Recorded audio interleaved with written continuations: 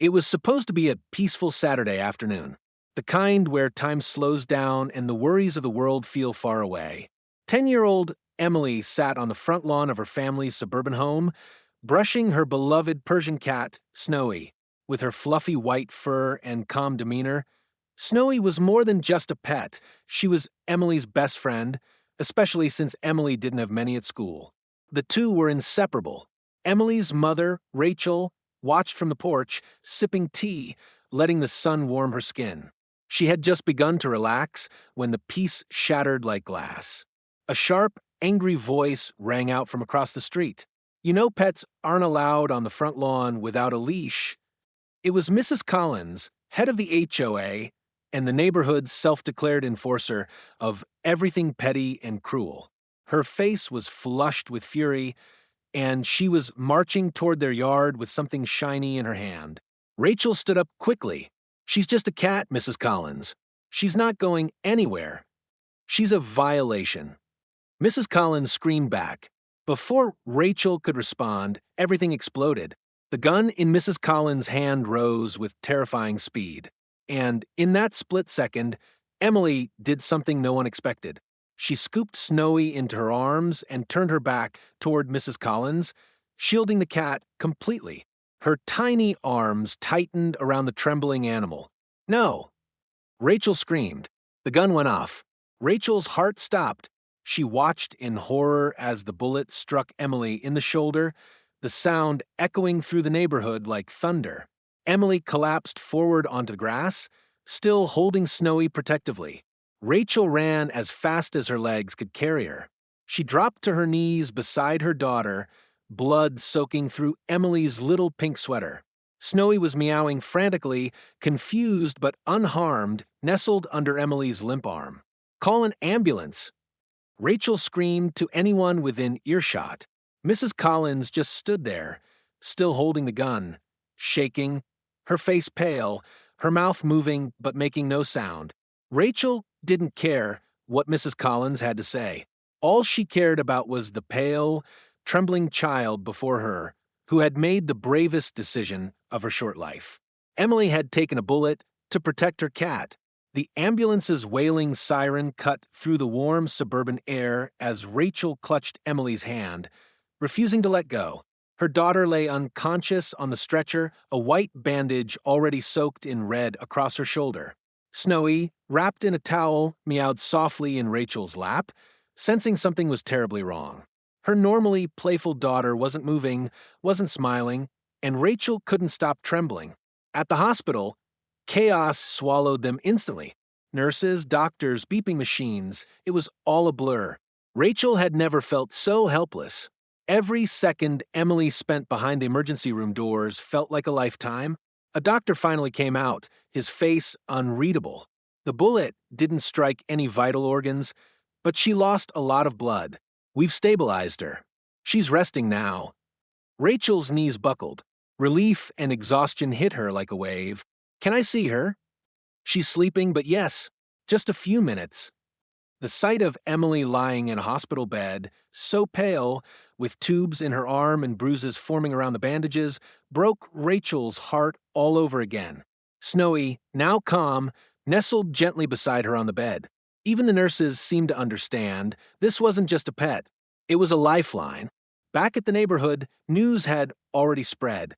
Mrs. Collins had been taken into custody, but shockingly, she claimed it was all a misunderstanding, that she didn't mean to shoot, that she only wanted to scare the cat away. But her excuses didn't matter. The entire neighborhood had witnessed the rage, the screaming, and the cold-blooded aim. Rachel sat by her daughter's side, holding her hand. "You saved her, baby," she whispered, brushing back Emily's hair. "You were so brave. But you didn't have to. I'm so sorry." Emily didn't stir. But Rachel knew her daughter's silence wasn't just physical. This wasn't something a child could forget overnight.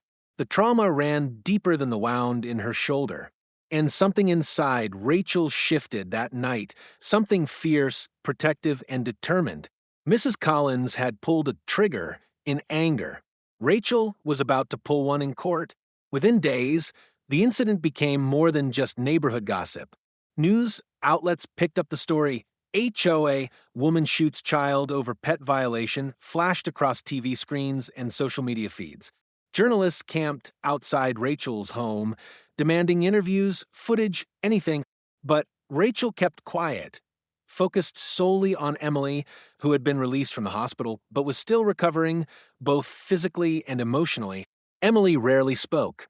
She spent most of her time holding Snowy in her lap, staring out the window. Sometimes Rachel caught her flinching at sudden noises. Other times she simply sat in silence. The bullet hadn't just pierced her shoulder, it had carved a wound into her spirit. Despite everything, Mrs. Collins had hired a lawyer and insisted on pleading not guilty. She claimed she was harassed by Rachel's family, that her actions were misunderstood, and that she feared for her safety.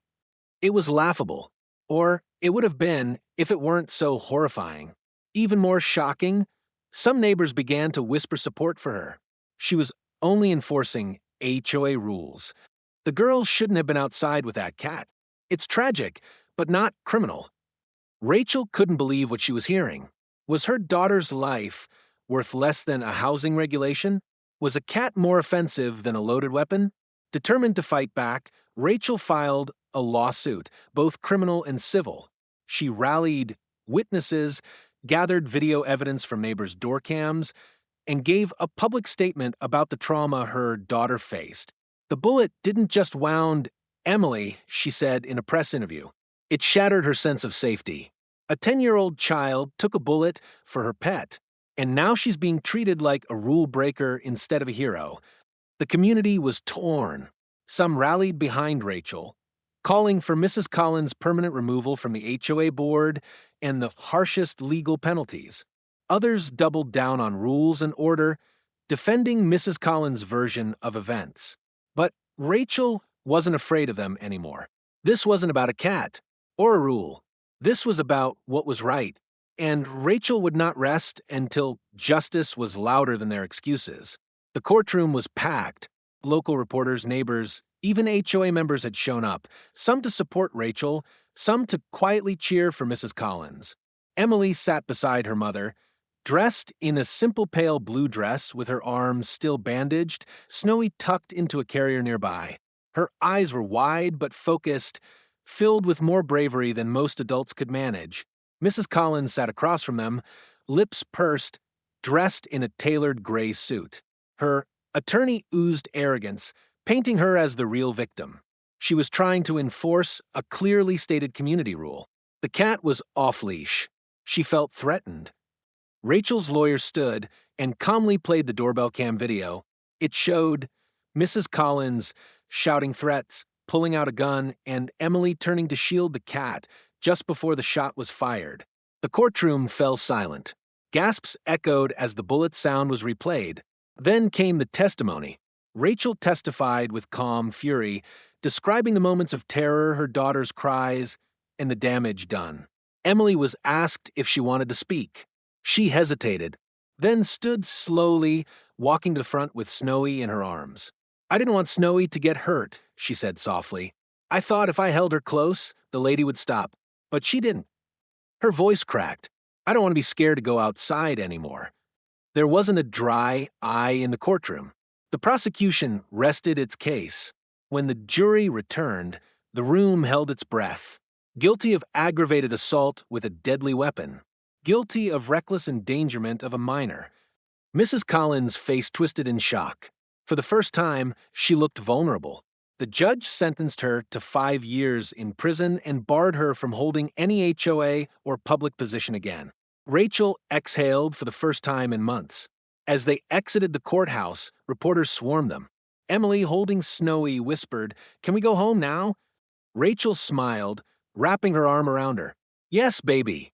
We're going home. And we're free." Months passed.